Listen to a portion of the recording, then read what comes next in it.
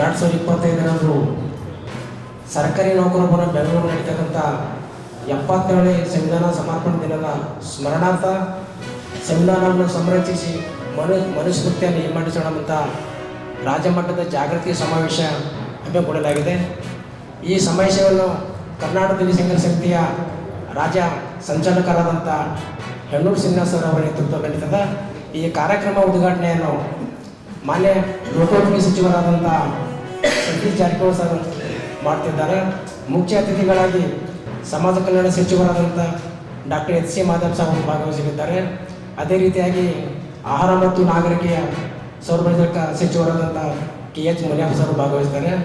ಮತ್ತು ಅತಿಥಿಗಳಾಗಿ ವಿಧಾನ ಪರಿಷತ್ತಿನ ಸದಸ್ಯರಾದಂಥ ಎಚ್ ಬಿ ಸುಧಾಮದಾಸ್ ಸರ್ ಅವರು, ರಮೇಶ್ ಬಾಬು ಅವರು ಭಾಗವಹಿಸಲಿದ್ದಾರೆ. ಮತ್ತು ಈ ಕಾರ್ಯಕ್ರಮದ ಅಧ್ಯಕ್ಷತೆಯನ್ನು ಎಂ ದೇವದಾಸ್ ದಲಿತ ಹಿರಿಯ ಮುಖಂಡರು ಚಿಕ್ಕಮಗಳೂರು ಅಧ್ಯಕ್ಷತೆ ವಹಿಸಿಕೊಳ್ಳಿರೋದು. ಪ್ರಾಸ್ತಾವಿಕವಾಗಿ ನಮ್ಮ ರಾಜ್ಯ ಸಂಚಾಲಕರಾದಂಥ ಶ್ರೀನಿವಾಸ್ ಹೆಣ್ಣೂರು ಸರ್ ಅವರು ಮಾತನಾಡಿದ್ದಾರೆ. ಈ ಕಾರ್ಯಕ್ರಮ ಉದ್ದೇಶ ಏನಿವತ್ತ ಸಂವಿಧಾನವನ್ನು ಸಂರಕ್ಷಿಸಿ ಮನುಷ್ಯನ ಹಿಮ್ಮೆಟ್ಟಿಸಿದ ಕಾರ್ಯಕ್ರಮದ ನಿಮಿತ್ತವಾಗಿ ಏನಿವತ್ತ ದೇಶದಲ್ಲಿ RSS ಮತ್ತು BJP ಅಂತ ಮನುವಾದಿಗಳು ಮತ್ತೆ ಇವನು ಮನುಸ್ಮೃತಿಯನ್ನು ಜಾರಿಗೆ ತರಬೇಕಂತ ಹುನ್ನಾರತೆ ಈ ಹುನ್ನಾರ ಉದ್ದೇಶಿ ಹಲವಾರು ಪ್ರಗತಿಪರ ಚಿಂತಕರು ಈ ಕಾರ್ಯಕ್ರಮ ಉದ್ದೇಶಿಸಿ ಮಾತನಾಡ್ತಿದ್ದಾರೆ. ನಾವು ಇವತ್ತು ಗುಲ್ಬರ್ಗದಿಂದ ಈ ಸಮಾವೇಶಕ್ಕೆ 100 ಜನ ಸಂಸ್ಥಾ ಕಾರ್ಯಕರ್ತರನ್ನು ಅಂದಿನ ಕಾರ್ಯಕ್ರಮದಲ್ಲಿ ಭಾಗವಹಿಸುತ್ತೇವೆ.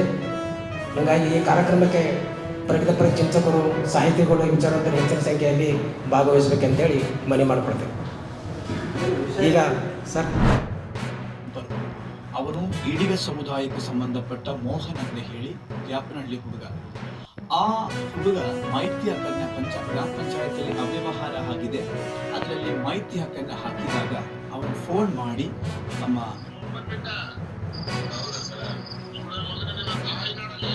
ಇದಷ್ಟು ನಮಗೆ ಕೇಳಿಸ ಅಸಹ್ಯ ಆಗ್ತದೆ.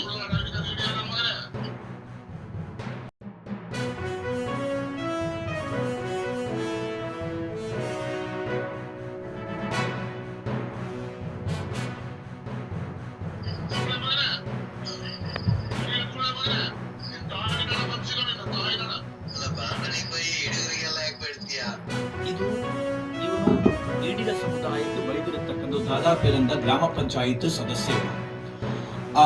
ಈಗಾಗಲೇ SPಗೆ ರಾಷ್ಟ್ರೀಯ ಈಡಿಗ ಮಹಾಮಂಡಳಿಯ ಹೆಸರಿನಲ್ಲಿ ಈಗಾಗಲೇ ನಾವು ದೂರನ್ನ ಕೊಟ್ಟು 3 ದಿನ ಆಗಿದೆ.